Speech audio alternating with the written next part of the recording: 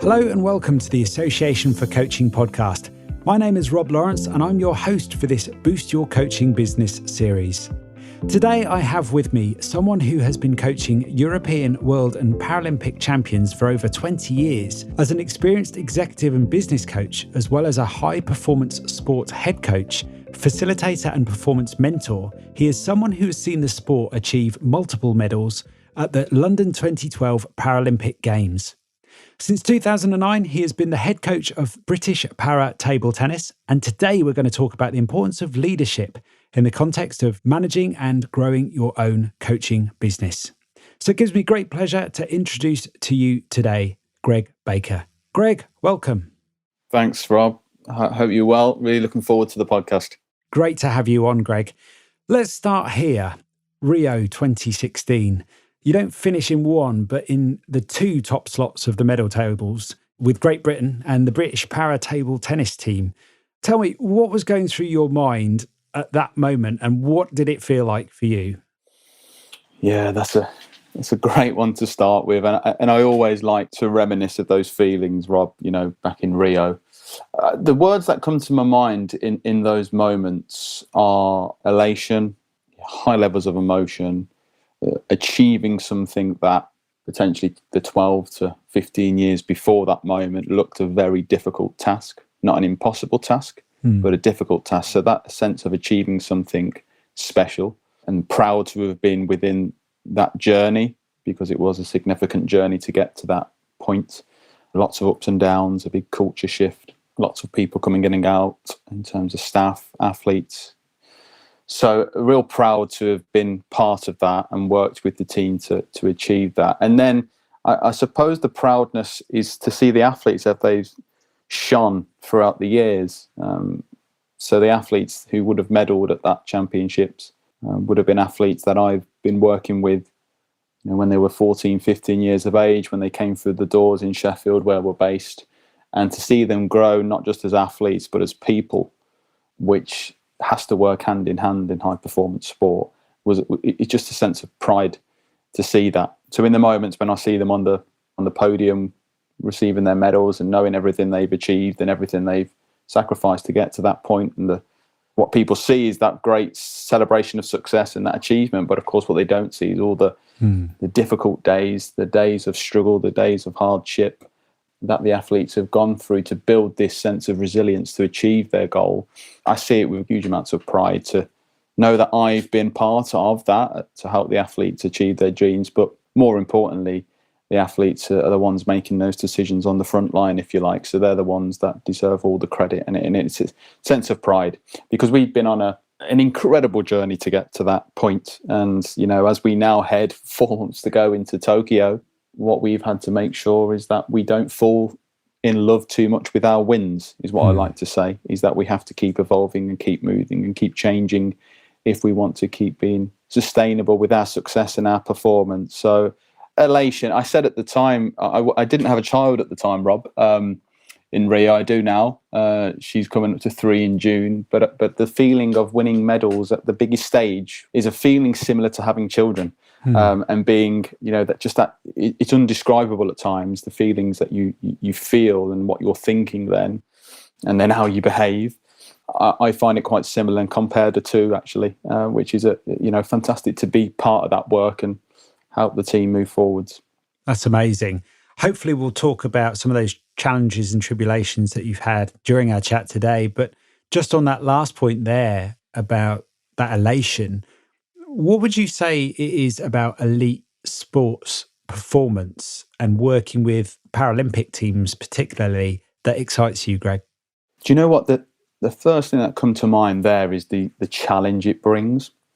And it's really healthy challenge. So elite performance is different every day. You have people that are trying to achieve significant outcomes. They're pushing themselves, they're pushing their boundaries, challenging themselves. And we as the coaches are there to support them, to nudge them at times, to try and send and nurture them down a specific path, which they have to be leading, by the way. It's very similar to business coaching, where the client is setting their own agenda. It really works in the same in high performance sport, where the athlete is really driving their own car. They are leading their own pathway. And it is my job as a coach to support them through that, but also to ask them some questions to evoke their thinking, and to get them to challenge their own thinking, to make sure that they're not being too biased with their own thinking. So that's my job as the coach, to get them to that point. But what's so, I would say, beautiful in sport is that no one person is the same, and that is the same within business as it is in sport. But in my world of growing up through high performance sport, is that not one athlete is the same. So what one athlete needs in terms of getting to their goal compared to another athlete can be completely different.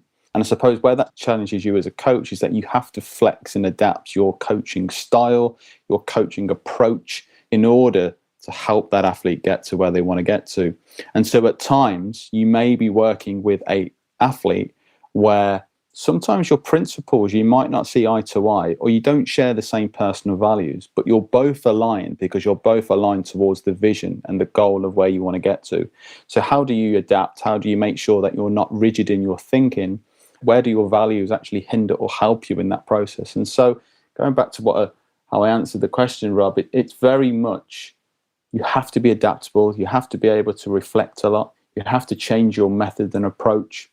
And that's what makes it such a great place to work, because if you don't challenge yourself as a coach and look and put the mirror up and actually go, how am I being in this moment? What am I doing that's either helping or hindering the athlete right now? Does the athlete need me to be more logical in this context? Does the athlete need me to be more empathic here? Do I need to be more expressive? What behaviors do I need to show in order to influence the athlete in the right way? It's very challenging, and you have to be able to keep checking in with that as the days go on, whether you're in training sessions, whether you're at competition. So to have that sort of, if you like, psychological flexibility to understand how you're being as a coach, to then give and display the right emotion, the right behaviors to your athletes and your staff, is not easy. But it also, at the same time, it challenges you to literally be the best person you can possibly be, and bring the best version of yourselves to the team that you work with. So no day's the same, no athlete's the same, and we don't win the same way. How we win and how we get better can change depending on which athlete you work with. And so I just like to be in that environment because it's constantly evolving. We're constantly thinking of new ideas of how we can move forward. And like they say in many industries, that if you think you've got to the point where you're absolutely nailing it, if you like, and you're winning and you think you've made it, then that's a slippery slope backwards. So even when we have gold medals, which we have done over these last few years at World Championships and Paralympic Games, that's actually then the biggest time we need to change. And so to be in an environment like that, where you're constantly changing, whether you've not done very well and you're looking at what can we do when you're doing your reviews to get better, but also when you've done well, how do we make sure we're not keep doing the same results over and over and expecting different outcomes? So to be in that environment is great, because it gets you bringing in multiple perspectives, bringing in different staff, getting different ideas. And like I said right at the start, it challenges you every day to be the best you can be. Fascinating what you were saying there about psychological flexibility, and also this aim to be the best version of yourself is what I was hearing there. You've got a fascinating backstory, which I'd love to get into in a moment. But before I do, I was fascinated by what you were saying there about keeping things fresh, particularly when you're on a winning streak, by the sounds of things. I'm curious, what is it that you do? What sort of approach do you take, Greg, to keep your edge and also keep everybody else hungry, I suppose, for further success when you have been successful? I'm quite a reflective person. So after every day, every week, there's that, what's just happened, a reflective model of what's just happened. So what does that mean for me, and now what? And I think that sort of reflective piece, by understanding yourself and understanding how you operate under pressure and under stress, does get you to think quite thoroughly about how you've been during the week, or how you've been at a competition, and was that the right thing to do for that athlete? And if not, I may need to change. So you make yourself responsible. We are responsible for, I believe, for the athlete's journey. It's a two-way process, but the coach has a real significant job to do there, and to give off the good vibes, the challenging vibes at times. So I like to be self-reflective as much as I can. Now, what I also do, because I also understand that, we can be as self-aware as we can be, but sometimes who else is checking in with potentially my own biases, my own assumptions, my own beliefs?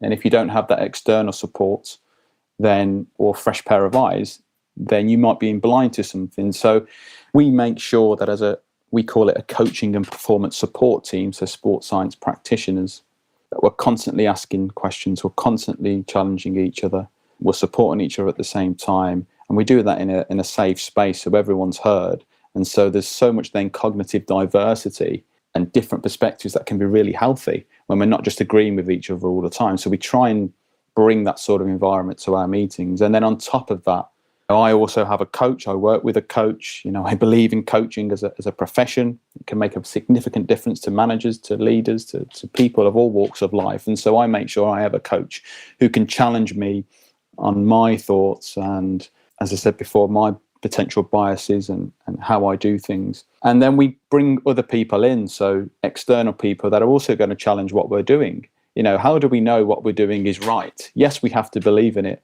but how do we know that? Where are we checking in with people to come in and challenge us? And I think if you have that open philosophy where, yes, you have specific principles and values of where you're going and what you're trying to achieve, but sometimes if you become too rigid and contained with that, you're also not learning and getting better as you go along. So just bringing in the right people that you trust and who might come up with some alternative perspectives around where you're going, I think can be really refreshing for you individually or in a company or in your leadership development.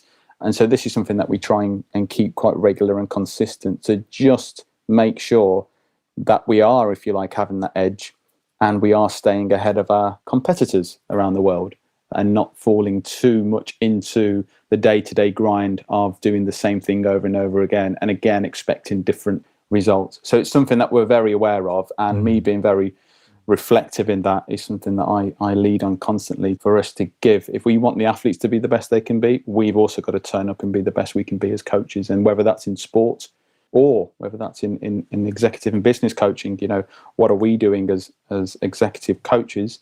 How are we being? What questions are we asking? Are we listening in the right way? What's our body language showing? What are we saying in terms of our body and our tone of our voice? And so if we can continuously improve on these areas, we're being the best coach we can possibly be for our athletes or our clients. Brilliant.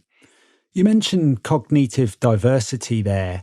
How do you go about finding the right people, or perhaps finding the right combination of people to work with to get the results that you're looking for?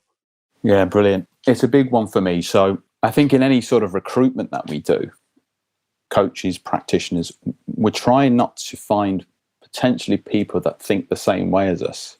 Now, they may share the same values, philosophy, beliefs on coaching, but they may not think exactly the same way as us under pressure, or they might not lead with the same behavioral preferences as the current people that are in place. And I think that's really important, that in any recruitment, in leadership positions, actually, that we're not just aligning the same people as, and therefore just producing robots, if you like, within your workforce.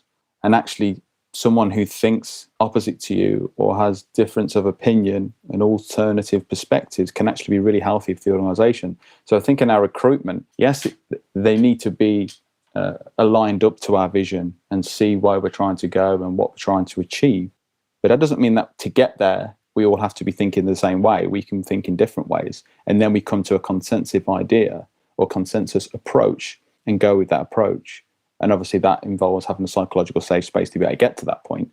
But I think we purposely look for people that necessarily aren't just going to say yes to everything we do, agree to everything that we do, but as long as they're aligned to where we're going in terms of the vision, we can get to that vision in different ways. And so in our recruitment, we would look for that. So, I mean, for example, the coaching team, so me as a head coach at the moment, working in high performance sports, the coaches that I line manage, we all share different behavior preferences. We all are different under pressure in terms of where our mindset goes when stress gets ramped up and pressure gets ramped up. And I think that's brilliant. As long as that can be managed in the right way, because what it can bring is more conflict. And I'm someone that actually says, well, you need to go and search for conflict, because conflict's a good thing. Conflict's a healthy thing. Conflict keeps people thinking differently. It keeps people pushing to be better. So of course you've got to be really self-aware and make sure your ego doesn't get in the way in a leadership position here, but if you're going to have all these multiple perspectives. But our coaches all think differently, and I think that's brilliant, because what it does, it gives the athletes differences of opinion, it gives athletes different style and approaches, and we find out, okay, which coach is going to work well with this athlete versus another athlete. A bit similar to when we have chemistry calls in a client and coach relationship within executive and business coaching. You're finding out where it's going to work the best and which relationship and connectivity is going to work the best for that athlete and coach to really thrive and be the best they can be. So it's something that we purposely look for to make sure we're pairing up the coaches and athletes as effective as we can. That's really refreshing to hear there, because I know in coaching circles, we often talk about conflict resolution. So to hear you talk about conflict as being a healthy thing and something that you look for and to some degree perhaps encourage is really fascinating. You touched upon leadership a few times just then. I'm curious to know, because I know in the previous conversation that you and I have had, this concept of leadership within the context of coaching is very important to what you do. I'm curious to know more about how leadership shows up in the coaching work that you do professionally, and also how it perhaps shows up personally as somebody who essentially manages himself as a coach as well on a daily basis. So tell me more about your relationship between coaching and leadership, and for you personally too, Greg. Yeah, and for me, these are so interconnected. For me, coaching is leadership and leadership is coaching. I think the more that we can align these two words or these two areas, the better we will be in terms of the future leaders and the next generation of leaders in any industry. So I'm a big believer in, as I just said, the future of leadership having a coaching approach. Somebody who has leadership responsibility, that's working with complex interdisciplinary teams, lots of different personalities, behaviors, values. We've got all this going on within high-performing teams and companies. And therefore, the role of for me, a good leader is to be able to coach those people to be the best they can be and empower them to make decisions under pressure and empower them to lead. I'll be creating leaders within organizations, and I think that's the role of the leader within a team to do that. That's specifically in my role as I've got multiple roles really as a coach and a head coach, because yes, I work with athletes. I also line manage coaches. And so really I'm coaching through the coaches. How do I inspire and get the best out of the coaches to then inspire and get the best out of the athletes? So it's a cascade approach. And I think that coaching has such a big part to play in that. How do I coach, support the coaches who then feel that they can take risks, who are inspired to lead in their roles that they play, to then inspire the athletes and not bypass the coaches and go straight to the athlete. We have to work together. And I think coaching has a big, big part to play with that. And then not only that, it's about managing upwards. So I think any manager, any employee working in an organization where they have to manage upwards, they have to report to someone. And, that's quite normal in businesses and organizations. How do they influence upwards? And I think a coaching approach can really help with that as well. So not only is the leader, if you like, at the top of an organization, I believe will work better in terms of a coaching approach to the people that report into them, but also when you're managing upwards and influencing upwards, because actually a coaching approach and very good questioning styles and open questions and curious questions can actually come across at times as less threatening if you do it in the right way. And therefore, you can open up really good conversations in team meetings. If you're reporting into your direct report, you can have this discussion and this relationship and this connectivity that can bring about such good work through a coaching approach in both ways. And actually then you go into say around, it's a little bit like a mentoring approach where you're both mentoring each other through really good questioning and really good storytelling. And I think coaching has a big part to play in that. So it can work in all forms of life. And I also believe coaching each other in an organization, even if you're on the same level of pay or in grade or whatever that looks like in that organization, how do we have coaching conversations as part of everyday life? So when we go to We often say, don't we, when we go to the to get some water, for example, at a business, and we have those corridor conversations, and some great conversations can happen in those moments, as they have done during COVID, where we've been able to link in with people on LinkedIn, for example, and have some really good connections and conversations that we may not have had before COVID, if you like. So how do we keep that? How do we make that a thing and actually get better at that through the questions that we ask each other and through the feedback that we give each other? And I think that can all come from a coaching perspective that helps us be the best leaders that we can possibly be. And I also think, just lastly on this point, Rob, that coaching, if you have a coaching approach or coaching process, it is more than likely that you will be more self-aware about you as a coach. And I think we can't forget about this, is that in order for us to be the best coaches and best leaders, we have to hold the mirror up, we have to look at ourselves, we have to understand, where do we go? Where does our mind go? What feelings do we feel when we are under pressure and under stress? And do we therefore lead with impulse or lead with clarity, rationality, more logic, more true to our values and principles when we're under pressure? And I think we're more than likely to get to that point where we really understand ourselves if we are more self-reflective, and a coaching approach to ourselves can really help with that. So I think they're so interconnected, and I think there's more research to be done on that. But I am a big believer and really passionate about coaches, and coaching in organizations and coaching in sport can help manage upwards, but it can also then help leaders how they approach teams. And it's through all these open questions and these great conversations that happen, how do we actually make them tangible and measurable for organizations to thrive and get better for the future? So there is a real connectivity between, it's really important for me as well, coaching and leadership, and having that approach, because I've seen it. I've been in senior leadership team meetings, I've been in coaching team meetings, athlete performance reviews, and a coaching approach just brings these light bulb moments and this sense of vulnerability within the room that then people can share, people can talk about what's going on for them in terms of how they're feeling. And as long as you're in an environment there where it is safe to do that, then I think it's limitless of what you can do from a productivity and performance point of view. It's really interesting to me listening to you talk about coaching with so much reflection, when often we think about coaching taking someone from where they are now looking forward. Yeah. I'm fascinated about this reflective practice that you're talking about there. With that in mind, what is it that you do practically to keep your own game sharp, Greg? How do you continually improve your own game professionally and keep yourself sharp, perhaps personally too? I think it goes back, Rob, to having a reflective model. So having a reflective model that you constantly check in with, the what, so what now, what does this mean for me? How have I been in this situation? Did that help? Did it hinder?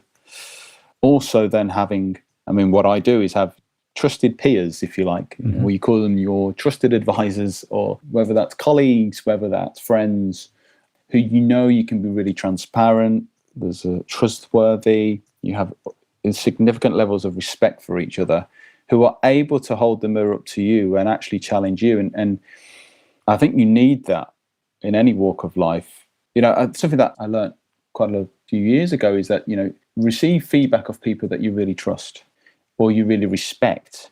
So you may not like this person, or you may not share the same values, but you really respect them. And therefore, if you really respect them, you're more likely to take on board the advice or feedback that they're giving you. So that's why respect is for me, so highly valuable and important in sport, in business, in coaching.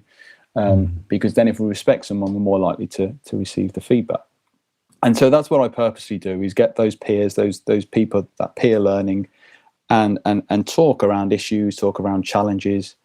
It's a little bit like coaching supervision. So whether it's formally coaching supervision, or whether it's just you who have formed these relationships with people that are able to check and challenge with you, and you're not going to take it personally, and you form these relationships as you go on, and actually purposely finding people, like I said before, that you might not be friends with, you might not go and have a drink or a coffee with, but you respect them, and therefore you're going to listen to what they say about you. And I think that's really important. And on top of that, within the workplace, is how do we enable communities of practice for this? So in the world of sport, there are more than one head coach, of course, because in Olympic and Paralympic sport, there is around 33, 34 funded sports, and there are head coaches in all of those sports. How do we produce a head coach community of practice where we share the same job title, but we've got different issues and challenges going on, but there's some that are shared? It may be a different sport, but the principles and what they're going through are similar. So how do we come together and collaborate and talk about those issues? And if you like, mentor each other to help problem solve, to help with our thinking, to give advice at times, and at times to coach us through with really good questioning styles. So I think from a personal point of view, it's very much those trusted advisors, those people that you really respect and you connect with over the years, and specifically in different industries. So where I've found over the last 5 to 8 years is to go and find that outside of your comfort zone, if you like, and go and find that outside of the industry that you work in, because then my eyes totally lit up when I was speaking to people. And I've been fortunate enough to be on some leadership development programs through sport that took us to different industries. So it took us to the Philharmonic Orchestra to understand leadership and coaching and how people work with each other in that environment. We then went to CO19, police, how they do things, hostage negotiation.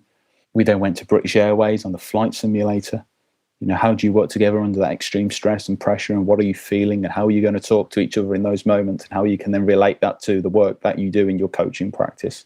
I think the more that you can find out about yourself and how you are in those moments through then watching it back on video, peer feedback, listening to yourself on recordings, and how you talk to people. One thing which I think can be used and really powerful, and we do it a lot in sport, Rob, is that sort of watching back performances.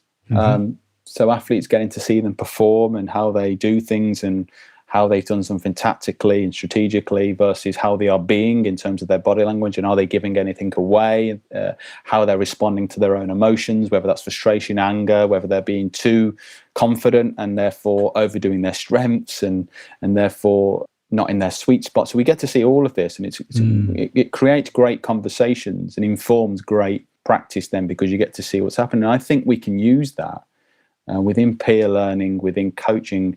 Obviously there's confidentiality and there's things there, but I remember going through my coach training actually, and you know, my business and executive coach training, and you do your assessment at the end, and you have to video it, and you've got to look back at it and you think, really, did I do that there? You know, or did that happen there? And I maybe need to change that. And so I think the more we can do that as well within coaching, the better, because we are constantly reflecting on ourselves and how we do things. And it's amazing, isn't it, that sometimes we can be blind to this because we don't see it on a day-to-day basis. And so it's great to be able to see how you coach through that video analysis, if you like, because you can pick up on things.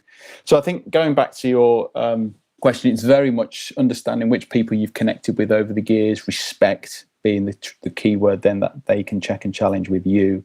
And then in the workplace, how are you producing these communities of practice or these peer learning groups or supervision groups that can help you then feel as though you're not on your own? And I think that's important in the world of leadership and coaching, because it can be, especially if you're building your own coaching practice and you're running solo, so you don't have associates or you don't have people that you're employing, and so you're building your own coaching practice, or you're a CEO of a company. It can be very, if you like, lonely at the top, and I'm sure the listeners have heard that saying.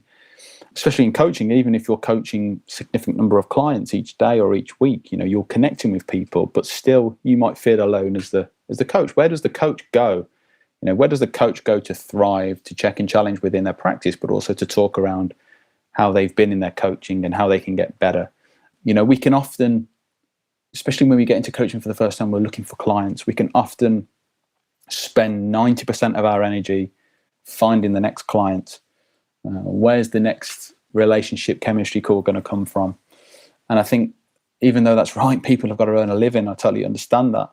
But actually, if we go too far that way, what we forget is us as coaches, and what are we actually doing? How are we getting better as coaches? And maybe through that and through the clients that we work with, more referrals would come, more word of mouth would come, because actually we are really good at our coaching, and we're getting better and having an edge to our coaching and providing something different to maybe other coaches. So I think, you know, we have to get that balance right between how much energy are we spending, because you can't do everything. We're human.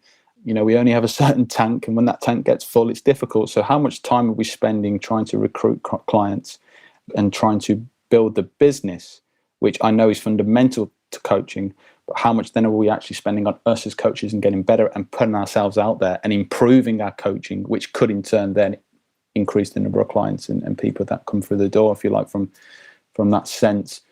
So it's quite a mixed response, but I'm a big fan, as you see from my response to your question, Rob, of just making sure we're checking and challenging with each other and we're creating these and not being too siloed. It's important that we don't work in isolation and in silos, whether that's in leadership, whether it's in coaching, and that we're coming together and connecting to inspire and be constantly get better in what we do.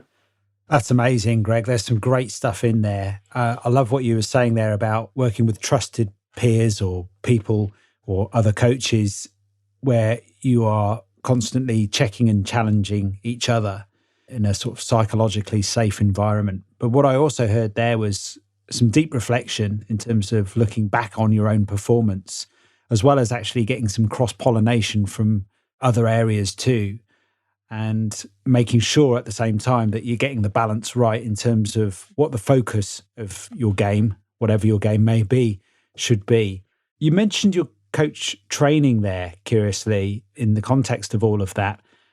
And we haven't really gone too much into your backstory. So I'd just love to take a moment now to kind of get a sense of how Greg got into all of this. You know, what attracted you to what it is that you do today? Is this something you always knew you were going to do? Or was there a point in your life where you just, something clicked and you said, that's what I want to do? What's the story there, Greg?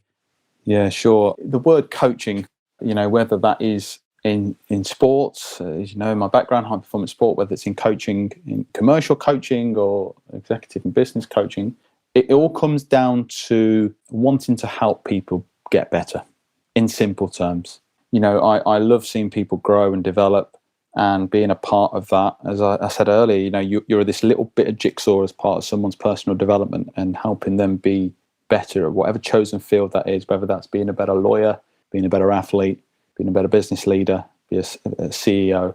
The thing that aligns all those things together is you're helping them become better at what they do and helping them become more self-aware and self-reflective so they can then ultimately self-coach themselves. Something that we talk about in sport, that, you know, if we can make the coach redundant, if you like, for a better word, then we're doing our job right, because we're getting the athlete to make decisions under pressure, and we're getting them to understand themselves more, we're getting them to then be able to make those critical decisions when they really need to at a competition, because they're the ones on the front line and the ones making that final call, if you like. So this sort of helping people, I think, has always been in my blood or my DNA. And maybe sport has been the vehicle to really embrace that. And what I've found over the last sort of 10 years is sort of spreading your wings to then, I really enjoy helping people here and challenging them and supporting them and getting them to grow and develop. How can I actually do this in different industries and businesses, given that I'd receive executive coaching from people that weren't within sport and really helped me in my professional development and my leadership.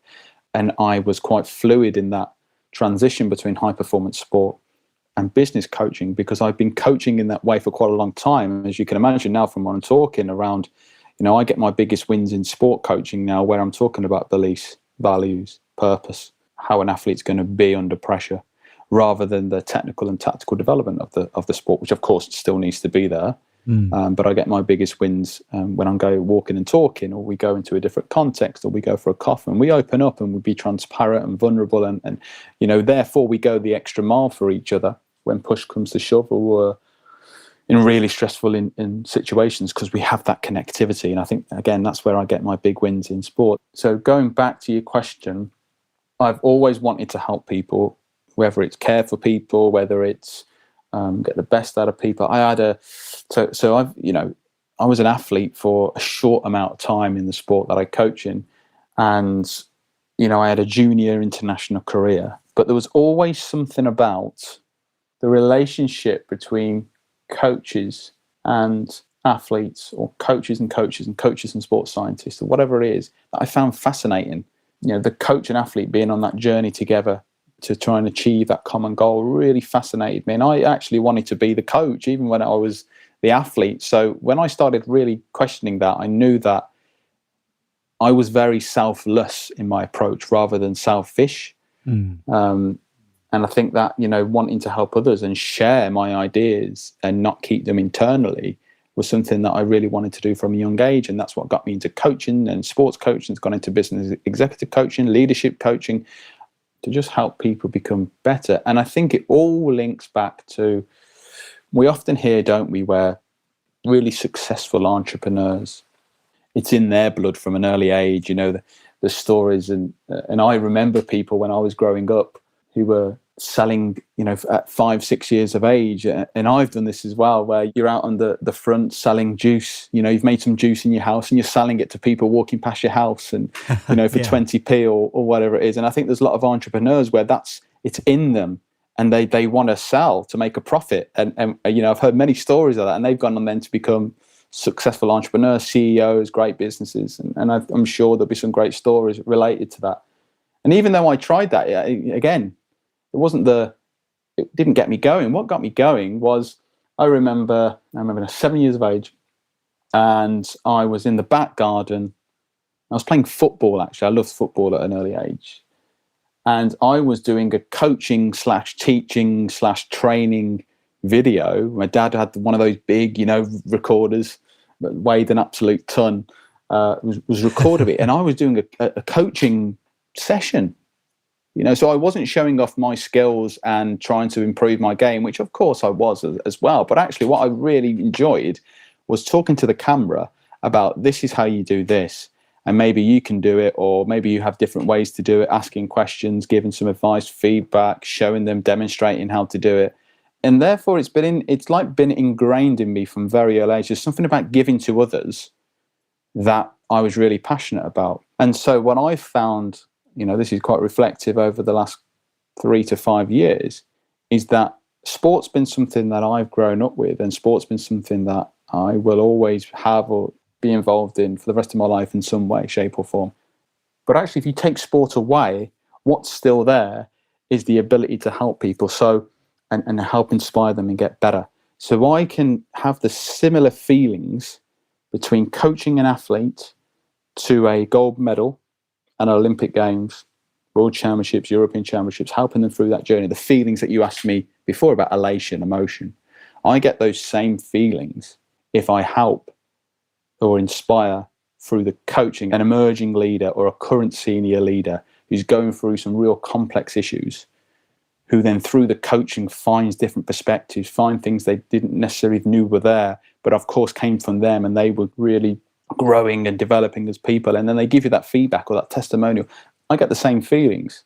So it all comes down to helping people. And so therefore my passion and purpose in life is to get the best out of people, whether that's individually, teams, organizations, in sport, outside of sport, because they all aligns together with trying to be selfless and use the insights, knowledge, questioning that you have to help people achieve their dreams. And so I think I knew it from a very early age, Rob, and it's just evolved, and you get better and you try things and you fail at things.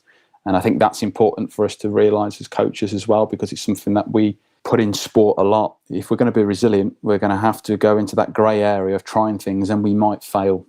But we would rather have tried failing than not try at all. And I think if we get to that point in our coaching and as leading, we're going to be better for the future. And that's something I've tried to do throughout my career in coaching. Funny enough, I have an article coming out actually for the Association of Coaching that talks exactly about that, which I think is going to be in the July magazine edition, around what I was feeling and how I was being at the 2008 Beijing Games. When I went there, it was my first games as a coach. And the feelings I went through, I wasn't prepared for it.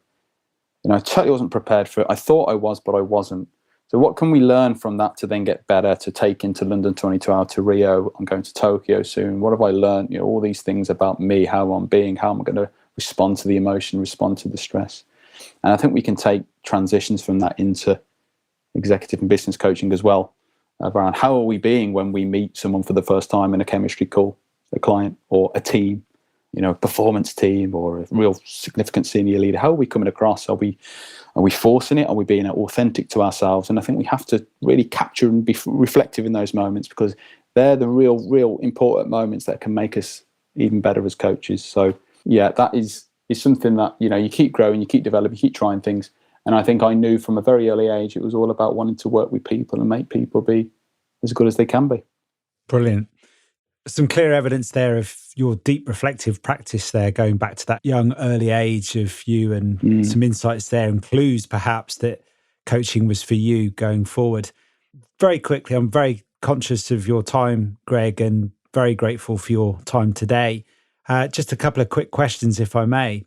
Yeah. From everything you've learned so far as a coach, our listener may be an experienced coach. They may be absolutely brand new to coaching and maybe thinking about becoming a coach. What guidance or advice or pointers would you give to our listener today looking to get more out of their coaching or get into coaching in the first instance? Well, I think if you're very similar to what I talked about there about helping people and wanting people to achieve, and you get a bit of a buzz out of that, then I think coaching is definitely something for you as long as you understand what coaching is and how you coach. And I think my advice and hints and tips, if you like, would to be just get out there and coach and do lots of voluntary or pro bono work or voluntary hours or for charities or for trusts that are, there's so many looking for coaches all the time. And I think understand then, work with people that from maybe 16 to 24 years of age, work with emerging leaders, work with completely different industries and different people. Then you'll find out potentially what your niche is. You'll find out where you're more comfortable in your coaching. And I think then you can tailor that environment then going forward. So it's really to get out there. It's to make sure that, as I said before, we're not spending all our time on the marketing of our coaching, and rather just putting ourselves out there to coach and to try things and to build connections that way in terms of the actual practicality and the practical side of coaching. I learned so much on my coach training with doing that. We're doing lots of demos, lots of demonstrations, trying lots of tools and models, and then you find out what works for you and what doesn't, because not everything will. And so what you're doing then is you're shaping who you are as a coach and where you want to land as a coach and who you want to approach for coaching based on trying it out, failing, sometimes succeeding, and just having that awareness that that's okay, because actually that's for human beings. We're not all going to think that every tool and model is effective, but finding what works for you. So ultimately, it just comes down to put yourself in there, coach in different contexts with different people from different backgrounds, do lots of voluntary hours. And from that, you'll start to be reflective and understand where it is that you want to make a difference and what sort of coach that you want to be and where you want to, or who you want to approach for that coaching business. Great guidance there. Thanks for that, Greg. So we started talking about Rio 2016. I'm curious, what's next for you, Greg? Well, short term, it's Tokyo. Yes. So where are we now? We're in April. Tokyo is for us is in August. So we're on the last hurdle, if you like, of trying to get our performances and trying to do the best we can possibly do. So definitely short term Tokyo, and then who knows? I'm curious and very open. I've loved the business and executive and leadership coaching that I've been doing over the last few years. And I'm sure that will stay. And I'm sure sport will stay in weight, some shape or form. But I know what will definitely happen next for me is that I will be in a position or in positions that involves helping people, helping people equip themselves to be better. That is always going to be with me. It's in my blood.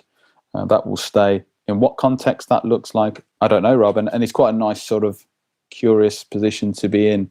But as I say, what I'm very, very true to is being in the position to help people and be selfless in my approach. Excellent, Greg. Well, thank you so much for that. And where can our listener best connect with you to find out more about you, Greg, and the work that you do? Yeah, thanks, Rob. It's probably LinkedIn. So Greg Baker, and that's 1G at the end of Greg. So Greg Baker ACC, which obviously is Associate Certified Coach, stands for. That's where you find me on LinkedIn, and you'll see my CV and my background and what I do, and I use that quite actively and connect with a lot of different people and have done significantly over the last couple of years. So happy for people to reach out on there. Really, that's the main sort of social media. I try to make sure that I'm not on all of the social media sites because they can take over my life, quite frankly. So I try and use the LinkedIn one as the main one, and probably on top of that is I have a webinar coming up as well if people have been interested in what I've been saying and want to understand and learn more, with the Association of Coaching on the 11th of May, actually. That's 1:00 British time. It's on the health and wellbeing webinars. It's an hour webinar just around tools that have been taken from high performance sport around mindfulness and psychological flexibility into how we therefore are being better as coaches by using that as a bit of a tool and model. So I'm going to share some things there from research from sport, and after that I'm also doing a webinar series in the autumn for the Association of Coaching. So if people are interested in what they heard, then we can also reach out and connect that way as well. That's great. Thanks ever so much for sharing that, Greg. And our listener can find out more at theassociationforcoaching.com there. Greg, thank you so much for your time today. Thank you, Rob. Really enjoyed it.